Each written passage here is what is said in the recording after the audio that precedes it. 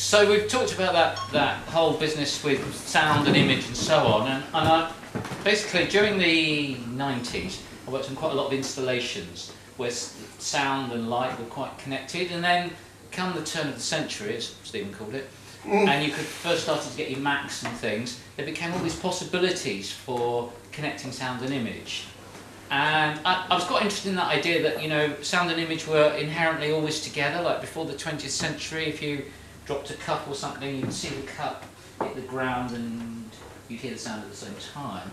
And then when they started being reproduced, they were kind of separated. So film was initially silent.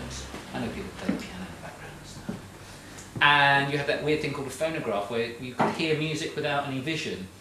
So I was quite interested in the idea of how you could reconnect sound and image, but kind of make them do different things. So the first couple of pieces, there's a Rocco Din and Jiggery Pokery. The idea with that was how could you take one static image, in this case one picture of an accordion I found on the web, second one is a picture of two Highland dancers, just a still image, and how could you use the music to, in a sense, drive an animation of those images.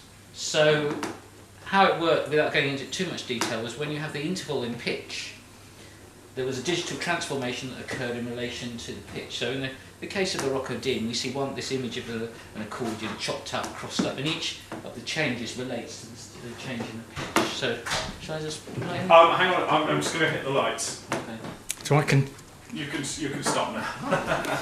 So the image will stretch a bit this way, as the note falls it will stretch a bit that way. So there's a lot of faffing around to create this illusion. As you'll see, it just about convinces you that they're dancing, even though you're kind of aware it's really just a static picture being stretched. So shall we hit the Jiggery Pokery? Absolutely.